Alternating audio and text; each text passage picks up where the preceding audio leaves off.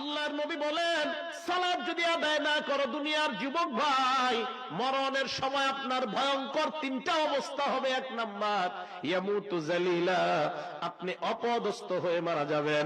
দুই নাম্বার, ওয়ায়ামুতু জুআ, ক্ষুধার্ত অবস্থায় আপনি মারা যাবেন। তিন নাম্বার, ওয়ায়ামুতু আতশানা, এমন পিপাসা আপনার লাগবে, লাউ সুকিয়া মাউল বিহার লামারতাওয়া, দুনিয়ার সব সমুদ্রের পানিও যদি আপনাকে পান করানো হয় এরপরেও আপনার পিপাসা মিটবে না। আবার আমি বলছি, নামাজ যারা আদায় না করবেন, এক নাম্বার দুনিয়ার মধ্যে মারা যাওয়ার সময় অপদস্থ হয়ে মারা যাবেন। দুই নাম্বার, ক্ষুধার্ত অবস্থায় মারা যাবেন। তিন নাম্বার, এমন পিপাসা লাগবে দুনিয়ার সব সমুদ্রের পানি পান করাইলেও আপনার পিপাসা মিটবে না। এবার আপনাকে কবরে রাখার পর ইয়াদিকুল কবরু আলাইহি, আপনি বেনমাজি বান্দা, কবর এমন ভাবে আপনাকে চাপ দিবেন, হাড় গুলো একটার একটার মধ্যে ঢুকে যাবে, কটকট করে আওয়াজ হবে, কবর আপনাকে চাপ দিবে, কেন তুমি নামাজ আদায় করো নাই। দুই নাম্বার, কবর আপনাকে চাপ দেওয়ার পর ওয়ায়ুকাদু আলাইহি ফিল কবরি নার, কবরের মধ্যে আগুন জ্বালায়া দেওয়া হবে। শুধু তাই নয়, তিন নাম্বার, ওয়ায়ুসাল্লাতু আলাইহি ফিল কবরি সুবান, কবরের মধ্যে বিশাল বড় একটা অজগর সাপ দেওয়া হবে। আবার আমি বলছি নামাজি ভাই, এ বেনমাজি ভাইরা, নামাজ যদি আদায় না করেন কবরে রাখার সাথে সাথে কবর দুইটা চাপ দিবে। দুই নাম্বার, আপনার কবরে আগুন জ্বালায় দেওয়া হবে। তিন নাম্বার, বিশাল বড় একটা অজগর সাপ দেওয়া হবে। আল্লাহর নবী বলেন, আইনাহু মিনান নার, সাপের চোখ হবে আগুনের চোখ। ওয়া আসফারুহু মিন হাদিদ, সাপের নখ থাকবে, নখগুলো হবে লোহার নখ। কিসের? সাপটা কত বড় হবে আল্লাহর নবী কয়, এই আঙ্গুলের নখের এক মাথা থেকে আরেক মাথা পর্যন্ত যাইতে একদিন সময় লাগবে। সাপ আপনার সাথে কথা বলবে, হ্যাঁ আমি বলছি, হে বেনামাজি ভাই,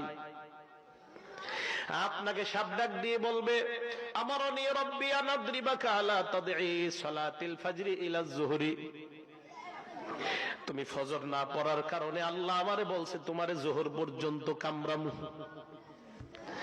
যোহর না পড়ার কারণে আসর, আসর না পড়ার কারণে মাগরিব, মাগরিব না পড়ার কারণে এশা পর্যন্ত, এশা না পড়ার কারণে ফজর পর্যন্ত কামড়াবো। আল্লাহর নবী বলেন, এমন একটা কামড় দিবে, ইয়াগুসু ৭০ জিরাআ, ৭০ গজ মাটির নিচে আপনি চলে যাবেন, আবার উঠানো হবে, আবার কামড় দিবে। এ ভাইয়ারা ভালো করে মনে রাখবেন, ফজরের সময় শয়তান বারবার ধোঁকা দেয়। যুবক ভাই, আপনার সামনে পিছনে ডাইনে বামে শয়তান। আল্লাহ কোরআনের মধ্যে বলেন, ইন্নাহু ইয়ারাকুম হুয়া ওয়া কাবিলুহু মিন হাইসু লা তারাউনাহুম, শয়তান তোমাদেরকে এমন জায়গা থেকে দেখতে থাকে যে এই জায়গায় তোমরা কোনো কল্পনাও করতে পারবা না। আপনি ঘুমায় আছেন, ইবলিস আপনার আড়াল দিয়ে আপনাকে এইভাবে দেখতে থাকে।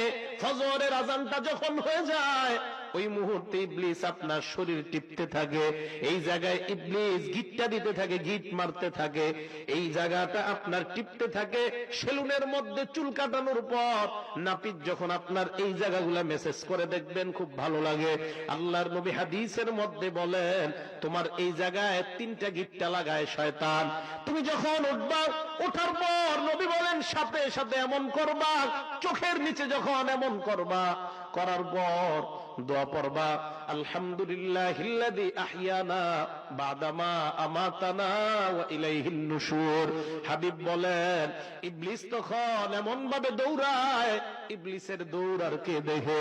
বান্দা যখন ওযু করে, ওযু করার পর মসজিদের মধ্যে যায়, মসজিদে যাওয়ার পর ফজরের নামাজ মনে করেন 6টা 15-তে দাঁড়াবে, আপনি 6টার দিকে গেলেন, যাওয়ার পর সুন্নত পড়লেন, পড়ার পর তাকায় দেখেন এখনো 10 মিনিট বাকি আছে।